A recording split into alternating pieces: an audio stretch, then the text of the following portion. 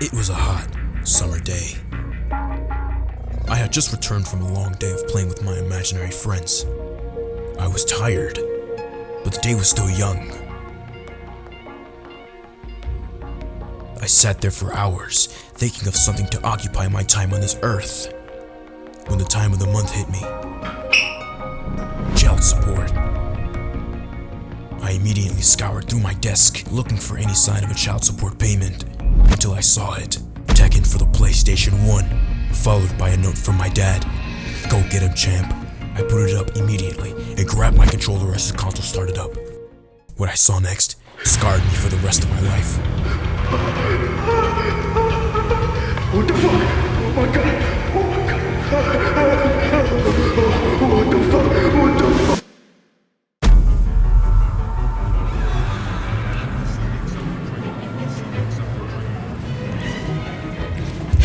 Oh, hey, I didn't see you there. I actually haven't seen a piece of grass in like 5 years. Ever since I played Tekken for the PS1, man, I couldn't help but try to kill myself multiple times. But since you're here, let me let you in on a little secret. But not here. They're listening. Alright, we're safe now. You see, graphics are the driving force of every video game you play. Games like Elden Ring, or Stray, or Resident Evil 2. Games that make you question reality like, holy shit, how many reflections are they gonna put on LeBron James' head? God damn, I need to smack that shit. You got games that literally look like they could be screenshotted and put into a museum. But things weren't always like this. They had to go through many growing pains to get here. These growing pains are some of the most terrifying things I've ever seen in my entire life. Things that stuck with me ever since I was just a wee lad. Look at me, man. He had no clue what he was about to see, man. Like the PlayStation 2 startup screen or the Tekken 1 cutscenes. These things were considered technical marvels in their time, but now are just considered nightmare fuel. It all started back in the ancient caveman times known as 2001.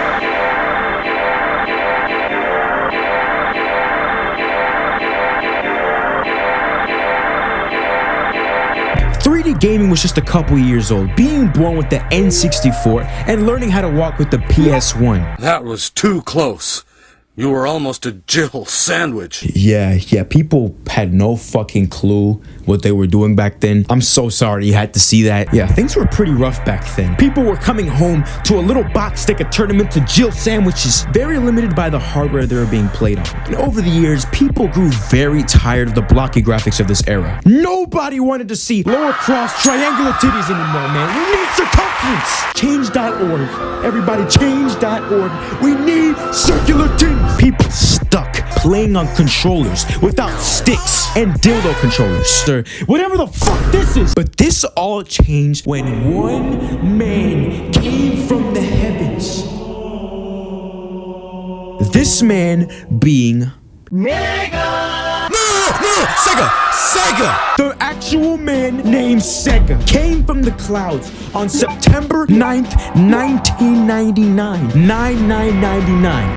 Not 9/11. To release the first console of the 6th generation. You see, Sony was so busy swimming in cash from the release of the Jill Sandwich S1 that it gave Sega the opportunity to get first dibs at the next generation. Many people flocked to their local stores to go pick up the new Dreamcast to get their first sneak peek into the next generation of gaming in the Stone Age. But I'd like to think that many children came home, opened up their brand new console with a big ass smile on their face and free ukulele music in the background, plugged them into the wall, and saw this. What the fuck? What is that? What the fuck? What am I playing? This video is sponsored by viewers like you. So far, I've come back to the platform and I've been improving my content a lot, putting a lot of time and effort into writing scripts and making these videos. So I would really appreciate it if you could just hit that subscribe button. It really helps out. And I'm trying to hit 1K on YouTube. Anyways, back to the video. If you still don't get what I mean, let me break it down. You see, there's a science to it. Most people back in the day weren't scared of what they were playing because they missed this one detrimental thing. That being the childlike curiosity. Everyone has those movies you watched as a kid that you remember that one scene from that scared the shit out of you when you were a kid.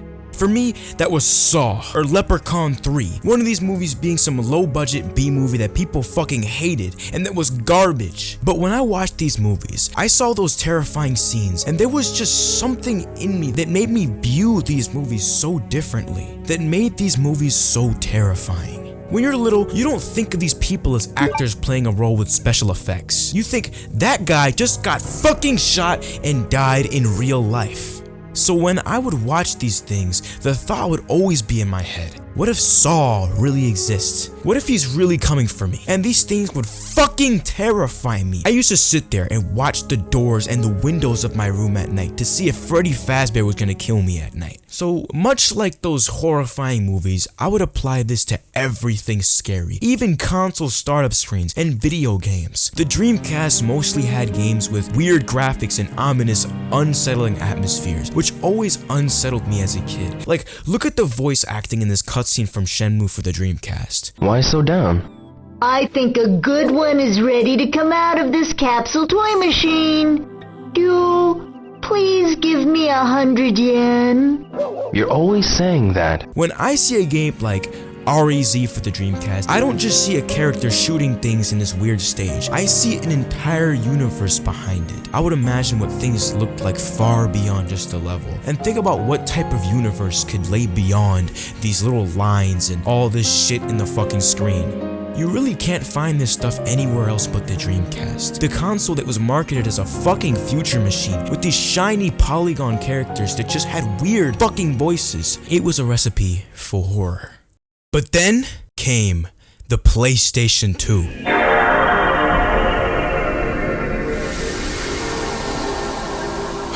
This comment sums it up perfectly. The PlayStation 2's first introduction into your home was an ominous, uncanny-ass intro. And if you don't think for a second that this sent shivers down my spine and shit out of my ass, you're wrong. To this day, I still remember my aunt going to turn on the PlayStation 2 and my eyes just looking at the screen like, oh, what the fuck? What the fuck is that? Holy shit. I didn't know it was a game console. I didn't know it played games. Like, if you woke up on one of the PlayStation 2 blocks, right, and you just look down into the void, imagine what is down there? What is down there? These are only things that kids think about, honestly. I swear, kids in the Stone Age were fucking soldiers, man. So salute to everybody with watermelon balls who turned on the PlayStation 2 at 3 a.m. Honestly, man, you are an inspiration to the world, literally, man. I honestly feel like companies just held a big ass meeting every couple years, just going back and forth about how they could scare little Billy for the rest of his life. So every time he hears, he goes into cardiac arrest immediately. And the crazy part is, I'm not even talking about the games. Let's take a step back. PlayStation 1, Resident Evil 1 and 2 dropped with some of the most disgusting cutscenes I've ever seen in my life. Bro, look at this motherfucker. Look at him. Look at Silent Hill. This cannot be. This game should have been rated R for retarded. How are you gonna render out a like fucking 8 frames per second cutscene with the most shiniest blocky Roblox characters I've ever seen in my life? Why? But you might be saying, horror games they're supposed to be scary, man. Oh. Okay. No, you're right. This is the end of the video. Thank you for watching. I'll see you guys later. Psych! Look at this motherfucker! Tekken is a fighting game. A game where you're supposed to look at the screen in excitement, not pain. Think of the children. Final Fantasy VII, one of the most critically acclaimed games on the planet. Even if you've never played the game, you've definitely heard about it. To be completely honest, this game is pretty tame. I mean, like, everything's alright in the game, nothing's bad. Until the fucking cutscene! They all had this weird, low poly, shiny ass Roblox character style that had no fucking business being in these games. I mean, like, a children's game in 1998 was equivalent to Five Nights at Freddy's. Like, what the fuck is this? Like, let's say, for example, Sesame Street, the most tame thing in the planet. Everybody loves Elmo. But on the PS1, oh my fuck, what the fuck did they do to Elmo? Basically, Sony did 9/11.